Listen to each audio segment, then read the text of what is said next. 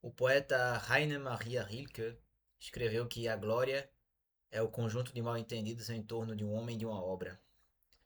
Sem dúvida, o personagem do livro que eu vou comentar neste vídeo seria talvez a grande síntese desse personagem em torno do qual se aglutinaram vários mitos e que ainda hoje é vítima de vários ataques injustificados.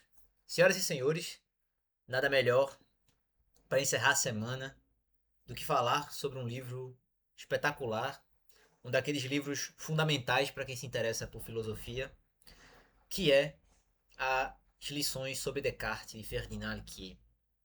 Eu falei sobre Alquier no vídeo passado sobre hermenêuticas preguiçosas, e eu diria que esse livro talvez seja a grande demonstração prática dos princípios de trabalho de um verdadeiro estudante de filosofia. Esse livro trata de Descartes, filósofo francês, que talvez dispense apresentações. Todo mundo pelo menos já ouviu falar do famoso penso logo existo. Todo mundo conhece Descartes, ao mesmo tempo que não o conhece, porque o Descartes que nós temos na nossa mente está longe de ser o Descartes verdadeiro, se é que há um verdadeiro Descartes.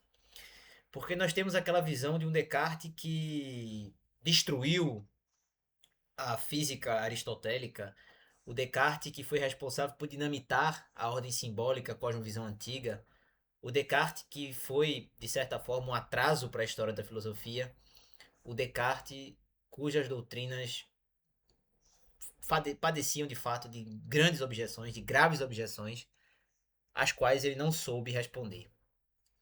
E nós esquecemos, de certa forma, o porquê Descartes é tão importante. Nós nos deparamos com a sua figura, porque, de certa forma, todo filósofo moderno precisa se referir a Descartes, do mesmo modo que todo filósofo precisa se referir a Platão, mas nós não entendemos a dimensão do esforço cartesiano e às vezes nós, por olharmos de uma perspectiva externa, não temos a dimensão real do que foi o esforço cartesiano. E às vezes nós não temos a visão de que aquele esforço foi produto de uma angústia pessoal, foi produto de uma dúvida existencial, de um problema que afligia o filósofo de uma forma insuportável. Nós vemos aqueles livros, o discurso do método, as meditações metafísicas, os princípios da filosofia, e nós nos esquecemos de que por trás daqueles livros existe de fato a reprodução de uma vida que foi assaltada por uma dúvida que começou no campo das ciências, mas chegou até a metafísica. E o Descartes, que de forma até semelhante aos gregos, viu na matemática, na geometria, no caso dos gregos a geometria, Descartes, na verdade, num desejo de trazer a clareza da matemática para as demais ciências, do mesmo modo que os gregos desejavam incorporar aquela certeza geométrica ao conhecimento da realidade, Descartes se vê movido por um desejo de trazer a clareza da matemática para as demais áreas do conhecimento. E ele parte do cogito, mas o cogito, naquele primeiro momento, no momento das regras para a direção do espírito, no momento do discurso do método, ainda não é o cogito metafísico. E essa é uma tese forte do Ferdinand Alquier, porque ele defende essa separação entre o discurso do método e as meditações metafísicas. E ele diz que, de fato, o discurso do método não é um livro que tenha essa dimensão metafísica presente, porque o discurso do método coloca o cogito no mesmo nível, por exemplo, das verdades matemáticas. Enquanto nas meditações metafísicas, as verdades matemáticas vão adquirir, o cogito vai adquirir um status maior em comparação com as verdades matemáticas. E isso é produto de um percurso exatamente surgido da hipótese do gênio maligno, da hipótese do Deus enganador. E essa hipótese do gênio maligno, do Deus enganador, ela vai dizer que esses objetos que nós percebemos, eles podem ser falsos, eles podem ser uma criação da nossa mente. E que nós precisamos buscar um fundamento do qual não se possa duvidar. Muita gente critica o código cartesiano, muita gente coloca a dúvida cartesiana como algo artificial, como algo que não corresponde à realidade, como algo falso. Mas é importante entender que a hipótese do gênio maligno, ela responde à angústia de Descartes diante da confusão que representava o mundo no seu tempo. Nós temos que lembrar que Descartes vem de um mundo em que a escolástica está em declínio, há o surgimento do Renascimento, há o surgimento de várias seitas que buscam resgatar o pensamento da Grécia Antiga e uma tendência ao esoterismo. E de certa forma, o próprio Descartes não escapou a essa tendência ao esoterismo. De certa forma, há um certo vitalismo, o que é bem curioso, porque geralmente há uma visão do Descartes racionalista. E é interessante ver nos primeiros escritos de Descartes esses ecos de esses ecos vitalistas na obra de Descartes, essas emanações vitalistas que surgem na obra dele, ao mesmo tempo que há um desejo de certeza matemática. E acaba que o desejo da certeza matemática triunfa sobre a concepção vitalista, embora ela se manifeste, por exemplo, na visão de Descartes sobre a medicina. Ferdinand que em certa altura do livro, até fala sobre essa opinião de Descartes de que depois dos 40 anos as pessoas não deveriam tanto visitar o médico porque elas sabem melhor o que faz bem ao próprio corpo do que uma pessoa que vê aquele físico do lado de fora. Uma opinião peculiar de Descartes, mas sem dúvida constitui uma reminiscência daquele vitalismo que ele abandonou na juventude.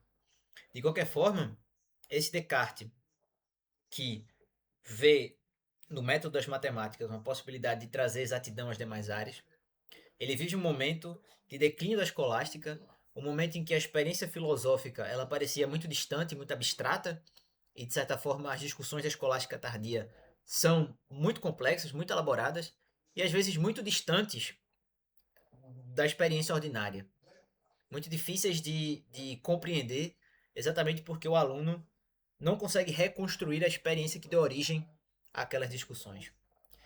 E essa é uma tese, essa percepção que surge no tempo de Descartes, era uma tese do próprio Pierre Hadot.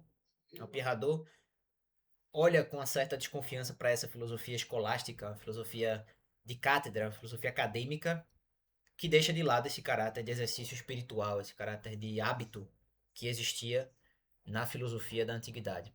Sem dúvida, esse declínio da escolástica, esse distanciamento do, do indivíduo ordinário dessas grandes questões filosóficas, constitui também um fator importante, e por outro lado, a questão do esoterismo, que na época de Descartes era assim muito forte. Essa tendência a mistificar a natureza. E Descartes busca sair dessa mistificação da natureza, escapar desse vitalismo, desse panteísmo, desse panenteísmo, e busca de fato apresentar uma prevalência de Deus. Existe um esforço religioso na obra de Descartes, embora a própria relação de Descartes com a religião tenha sido posta em xeque por vários autores. Mas existe nele esse desejo e ele busca retirar esse caráter ontológico do espaço, ele desontologiza o espaço exatamente para demonstrar o primado de Deus, o primado do cogito. E esse primado do cogito surge exatamente a partir dessa percepção de que o mundo dos objetos externos ele pode não existir, ele pode ser na verdade uma criação da minha própria cabeça. Porque, embora eu conceba o objeto externo, eu não tenho prova de que ele exista fora da minha imaginação. Eu só vou conseguir alcançar essa verdade que não depende do mundo exterior a partir da experiência do cogito, porque o cogito contém em si o seu próprio caráter objetivo. Eu não preciso, para atestar que o cogito é verdadeiro, me referir a um objeto exterior. Eu, na própria experiência de pensar, eu sei que meu pensamento existe. Eu sei que meu pensamento ele é real, sem que eu tenha necessidade de, por exemplo, recorrer a outro fator. Há uma, há uma coincidência no código entre verdade e existência, que é muito curioso. Eu lembrei, lendo esse livro do Ferdinand Huquier, de Sartre. E é curioso porque essa explicação de Descartes entre a verdade interna de um raciocínio, de uma concepção, e a sua existência, ela lembra um outro escrito de Sartre chamado Verdade e Existência, que foi publicado de maneira póstuma, e que de certa forma remete também a essa discussão, essa diferenciação entre o fato de uma coisa ser verdadeira com o fato de uma coisa existir. É importante ter isso em mente, porque mais pra frente o Ferdinand que também vai se referir a Sartre de uma forma mais direta quando ele tratar da questão da, da física em Descartes. Isso é um aspecto também muito importante. Mas é a partir do cogito, a partir dessa experiência de uma verdade que não depende do mundo exterior, de cuja existência eu sei, é que eu consigo ter uma noção de que algo existe e de que eu tenho uma certeza a partir da qual construir os outros conhecimentos. E é curioso por quê? Porque Descartes, a partir dessa verdade do cogito, dessa verdade finita, ele vai alcançar Deus. E Deus vai ser responsável por garantir a verdade do mundo exterior. E Descartes vai chegar a uma prova da existência de Deus a partir do fato de que eu consigo conceber a ideia de Deus, eu consigo conceber a ideia do infinito. E de que eu só consigo conceber a ideia do finito a partir da ideia do infinito. E é a partir disso que Descartes vai chegar à ideia de Deus e vai incorporar também logo depois o argumento ontológico o argumento ontológico, né?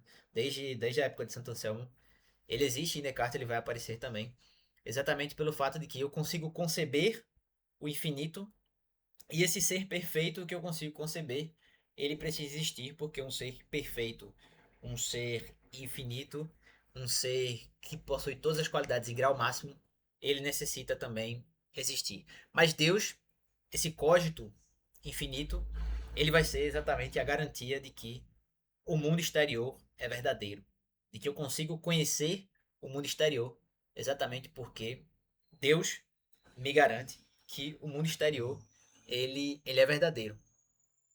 Só que isso gera um outro problema. Como é que eu vou conhecer o mundo exterior sendo que eu sei que eu erro? Eu consigo conhecer o mundo exterior. Deus garante para mim que o mundo exterior existe, que ele é verdadeiro.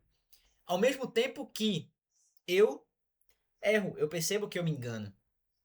Isso vai gerar também um grande problema na obra de Descartes, porque eu preciso justificar o porquê o erro existe. E eu preciso também, evidentemente, advertir contra esse otimismo da razão, que se atribui também ingenuamente a Descartes. Esse otimismo da razão que é tão característico da filosofia moderna. Isso é um problema grande, um problema do qual o próprio Descartes vai estar consciente. Ele não vai passar ao largo desse problema e ele vai se dedicar a responder essa pergunta. E ele vai exatamente trazer essas noções de entendimento e vontade e vai dizer que o problema existe quando a vontade que é infinita, ela excede os seus limites e ela produz, por isso mesmo, juízos falsos. Exatamente porque eu, com a minha vontade, eu digo que algo existe quando na verdade aquilo ali é um produto da minha mente. Por exemplo, eu posso falar que eu vejo um duende e eu posso estar vendo um duende de verdade, mas eu não posso dizer que aquele duende existe. Porque aquele duende não existe, ele é um produto da minha cabeça. Mas a partir do momento em que a minha vontade atribui existência àquele duende, eu estou cometendo um erro, segundo Descartes. Então percebam que Descartes vai tentar resolver essa objeção e ele não vai ser jamais uma pessoa ingênua e crente na capacidade infinita da razão. Isso não vai acontecer na filosofia de Descartes. E de fato, Descartes, por último, vai se preocupar com a questão da física. E esse é um aspecto também que, sem dúvida, é um grande problema, porque Descartes precisa fundamentar a física e Descartes precisa lidar com o fato de que a res existência ela é para nós uma fonte de equívocos, porque ela nem sempre corresponde à nossa ideia. E ela é muito diferente, ela tem uma natureza diferente da nossa. E como é que eu consigo penetrar na res existência, digamos assim? Eu consigo conhecê-la. E aí isso vai gerar outra sorte de objeções à filosofia de Descartes.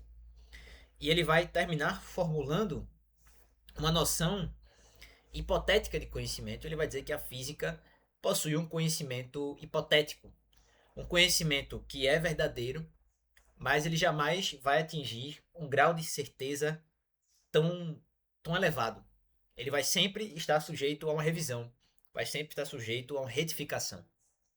E esse caráter hipotético da filosofia cartesiana, esse caráter hipotético da ciência cartesiana, melhor dizendo, ele vai, de certa forma, contradizer os mais ingênuos que vão enxergar em Descartes um racionalista, alguém que estaria de costas para a experiência, o que está longe de ser verdade. Eu confesso que nesse ponto eu já conhecia essa questão do Descartes com o caráter hipotético da física, porque eu havia assistido a uma entrevista do Bernard Williams, que é um especialista em Descartes, que era, acho que ele já faleceu. Na entrevista com o Brian Mundy, ele fala sobre essa questão de que Descartes concebia exatamente a física enquanto ciência hipotética, enquanto essa produção de modelos que seria testada pela realidade. Que é uma concepção, sejamos bastante francos, que se aproxima muito do que é a filosofia da ciência. E essa questão da filosofia da ciência em Descartes, ela vai ser fundamental.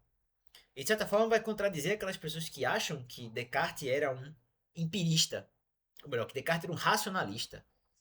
O que é verdade por um certo aspecto, Descartes vai sim ser um racionalista em certo sentido, porque ele vai ser um desenvolvedor de um sistema metafísico.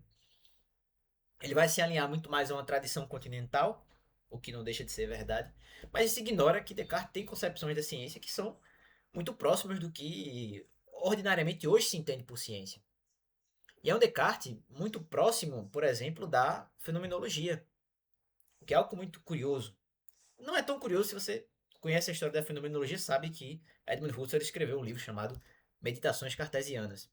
Então, é óbvio que Husserl se põe, sendo ele um fenomenólogo, de maneira muito próxima, na verdade de maneira dialógica, não é próxima porque você vai, de certa forma, se opor a Descartes, mas ele vai se colocar em um diálogo muito estreito com Descartes. E isso é algo que as pessoas às vezes esquecem, que Descartes continua comparecendo nessas grandes discussões. Ao mesmo tempo, nas discussões fenomenológicas, porque é um Descartes que vai enfatizar a importância da consciência, é um Descartes que vai se atentar sempre para os limites que o objeto impõe, mas é um Descartes também, em certo sentido, existencial, porque é um Descartes que parte de uma experiência de dúvida, de uma experiência de angústia, e a partir dela vai suspender os juízos, vai chegar ao estado de, de ceticismo, mas vai sair dele e vai afirmar novos postulados sobre o mundo. E a partir dele vai construir a sua filosofia.